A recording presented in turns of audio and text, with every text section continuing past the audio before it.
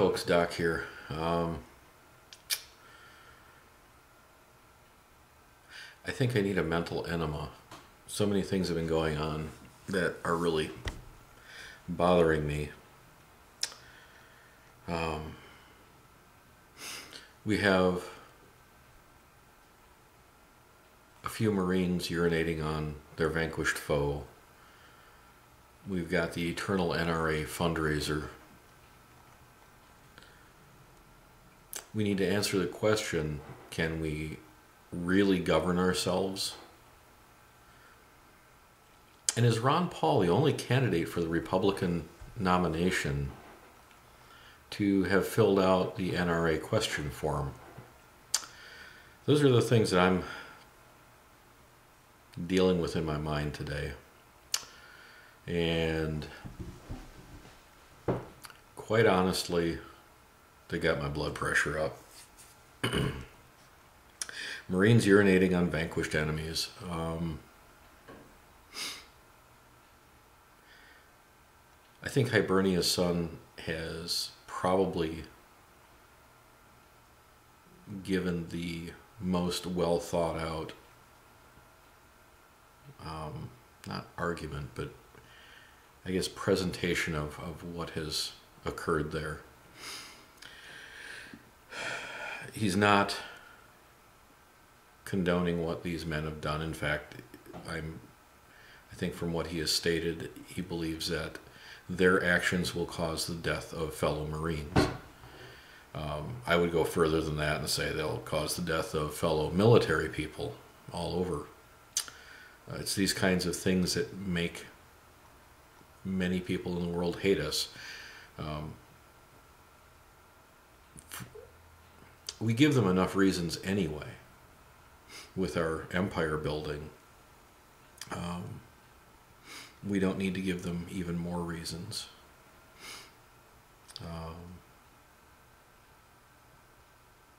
Sorry for my disjointed thoughts here.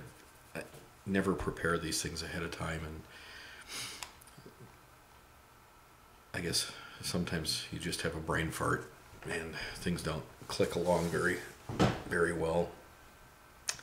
My thoughts on this are that, so much has been said on this, and so much of it upsetting from all sides.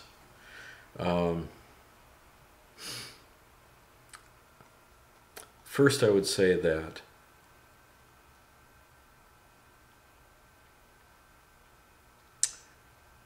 what Corey said about people earn my respect, I have to disagree with that, because we'd live in a very uncivil world if you had to earn respect.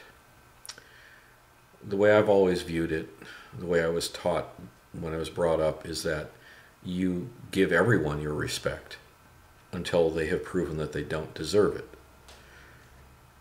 At which time you still treat them with respect. But it's a totally different thing. It's part of being civil. And so you respect everyone, always, immediately. You always show them civility, even after they've shown that they don't deserve it. Doesn't mean you want to be best buddies with them, but or trust what they tell you, or try and you don't want to be manipulated by these people. But you always treat people with respect. You should approach your life with humility.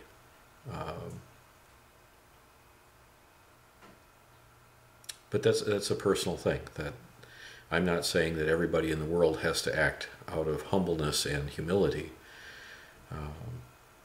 But I think to keep things civil, we do need to not always put ourselves first. Anyway, that's an aside. Those 4 Marines, they've been an embarrassment to our nation, or they should be. Anybody that can literally say "F those ragheads," They did the right thing. I just can't see that. You don't do that to somebody's father or brother or son or husband. It creates ill will. Yes, they do these things to our troops and worse. These are images. I mean, just think about it. These are the images that are burned into our minds are of our soldiers being dragged through Mogadishu, our contractors hanging from bridges, the atrocities that have been committed against our troops. And how does that make us feel? We want to exact vengeance.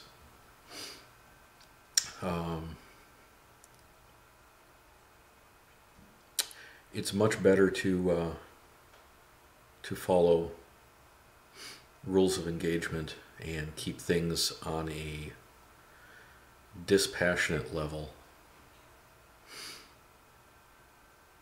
And I know that's not always possible, and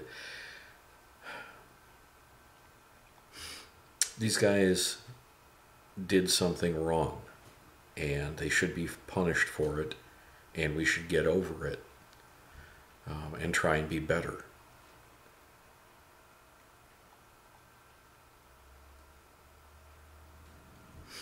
Point of clarification here, I am not military, never have been. I know some fine military people, but I don't have that background. And some of the things that Hibernia's son said are difficult for me to understand. But that's okay because I have to answer the door now.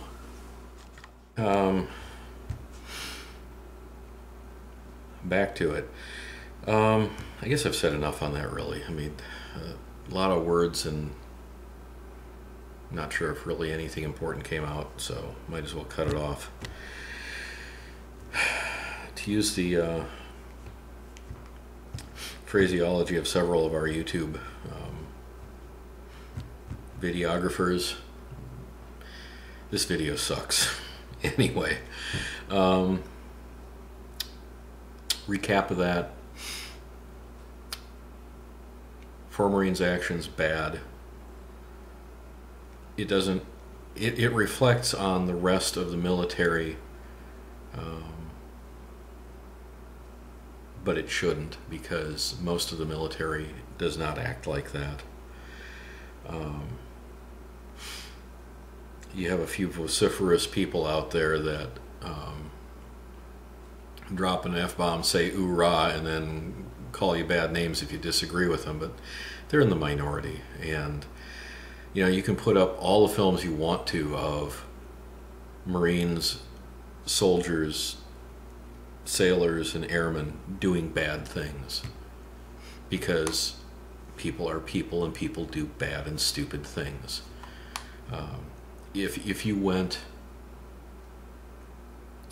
and took a cross-section of the population, you'd probably see roughly the same percentage of idiots in the civilian world as you do in the military world. Possibly even more, because undisciplined people tend to be even more idiotic and more self-oriented.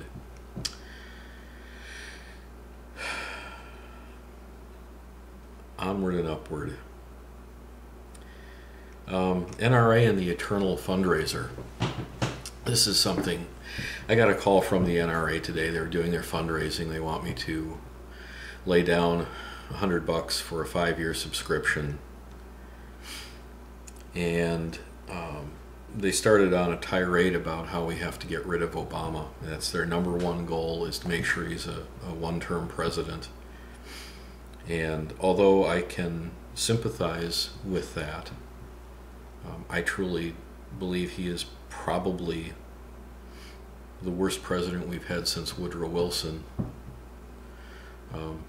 And we have another year to find out if he's even worse.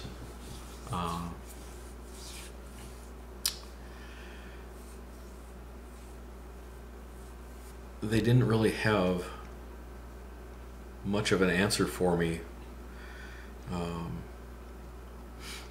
when I asked them, well, who then do you support? And the woman told me that, well, right now we aren't supporting anyone. And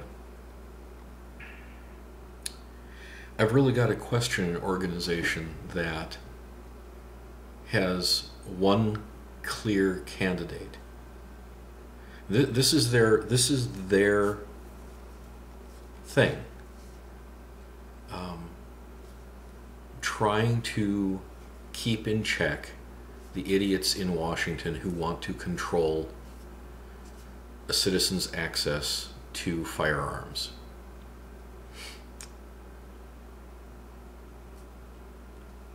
And there's one candidate who has, to my knowledge, filled out their questionnaire.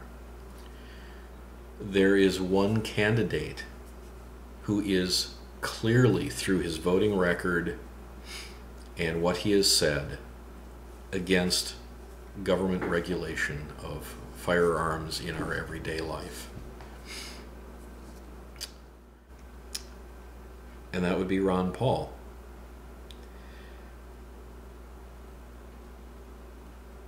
You can't say the same for any of the other Republican candidates.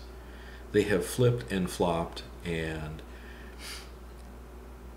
it's amazing to me that the NRA just doesn't come out and say we support Ron Paul, because he is the only one who deals with our issue in a manner that is consistent to what we want. Instead, I have a feeling that the NRA will probably come out in favor of Mitt Romney or Newt Gingrich, both of whom are big government regulators extraordinaire. And you have to wonder at the motivation of the NRA. What is up?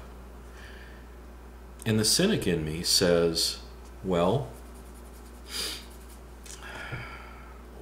what does the NRA do with our money? They lobby. Well, what do lobbyists do? They give huge amounts of money to candidates. Oh, goodness. So we're bribing them for the little bit of a freedom that they allow us.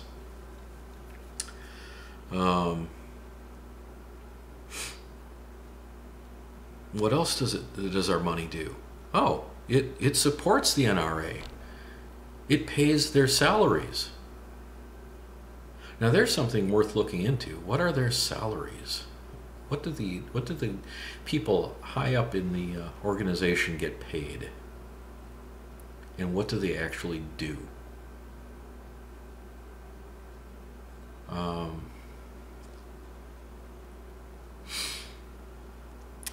The cynic in me says that the NRA has evolved into an organization that simply raises money to give to politicians and to themselves. They're marginally concerned with gun rights. The issue of gun rights is what gets them the money. The constant struggle between government and the NRA is what keeps the money coming in. So if you don't cure the problem, you get to be a fat cat for the rest of your life.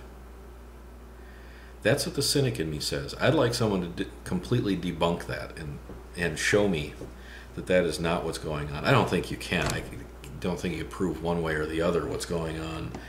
But that's what the cynic in me says, that these guys are just playing us for our cash, and they don't really give a crap whether they succeed in protecting our gun rights or not. They'll keep on succeeding just enough so that the progressives are happy and they get to regulate things, and the politicians are happy because they get a lot of money, and the NRA is happy because they get a cut of the money too. The rest of us are sitting there going, what? Anyway, I don't know if I have time for these people anymore. I don't know if I'm going to re-up in the NRA. There are other gun organizations out there. People say they aren't as effective, but honest to God, I don't see how they've been effective in the first place. And what is up with that? That Ron Paul is the only candidate for the Republican nomination who has actually filled out this questionnaire. You would think that as a Republican, you would understand that gun rights are very important to your constituency. Apparently, Romney, Gingrich, Santorum, and Tex don't quite understand that. The NRA did send out a useful letter that has the phone numbers of these candidates for their, I guess it would be their nomination committees or so, whatever they call those stupid things. And we will be able to call them and say, what gives? You know, this is an important issue to us. I will put those phone numbers in the description box and ask any, my 14 or 20 viewers that I'll get for this video to call and rattle a few bars. The last thing on my mind, there's a lot more on my mind, but I just kind of synthesized it down to these 4 things. The last thing is, can we govern ourselves? As a person who is a conservative libertarian, although registered as a Republican, simply for being able to vote in primaries, I sometimes have to I know I can govern myself. I evidence that every day by not breaking the law, by living my life the way I'm supposed to, by getting along with other people, by trying to discourse with people who disagree with me out, whether I'm driving or in a shopping center or doing just daily activities. I don't immediately resort to browbeating and pulling out a club and bashing them, and I don't cheat on my taxes. I don't. I'm so stupid. I actually go to the city council and say, "Hey, can I have chickens in my backyard?" And of course, they tell me, "Oh no, you have to have 6 acres to do that." So I'm that kind of guy. I try to play by the rules. If I find myself breaking one of the rules, I take care of it. I stop doing it. I fix whatever it is that I've done wrong. But I see a lot of people out in the population that don't seem to be capable of controlling themselves. They want something, they take it. They feel poor, they steal what they need or want. Actually, it's probably not a need, it's just a want. I want that. No, I need that 42-inch flat screen.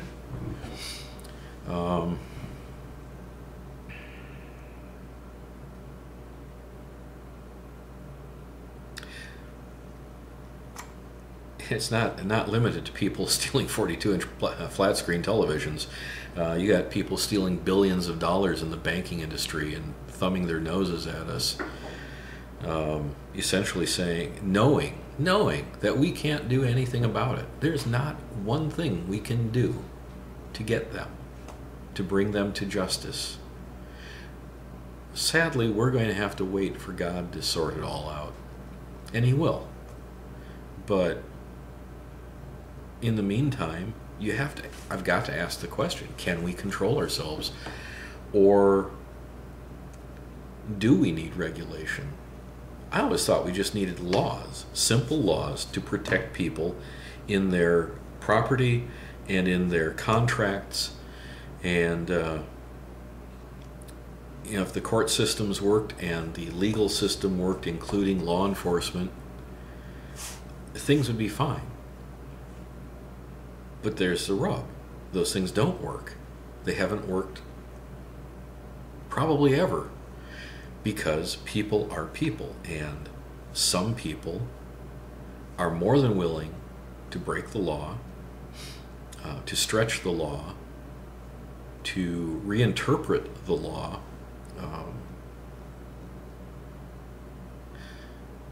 So, to my libertarian friends, those people who lean towards libertarianism, freedom, liberty, self-control, self-governance, how do you feel about that? Do you see the world as being able to control themselves? Do you see our populace, we who should be able to control ourselves, to govern ourselves, because our country was founded on that concept? Do you think that's a reality, or is that a pipe dream? If you think it's a reality, can you explain how it works? Because I'm starting to not see it, quite frankly. I'm almost starting to lean towards this kind of amalgam of liberty and regulation, which I know isn't going to work either. It's really depressing. I'm starting to think we're really and truly hosed, and everything's going to fall apart.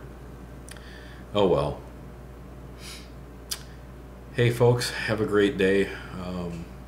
Hopefully the next video I make will be shorter, less boring, and won't suck. Take care.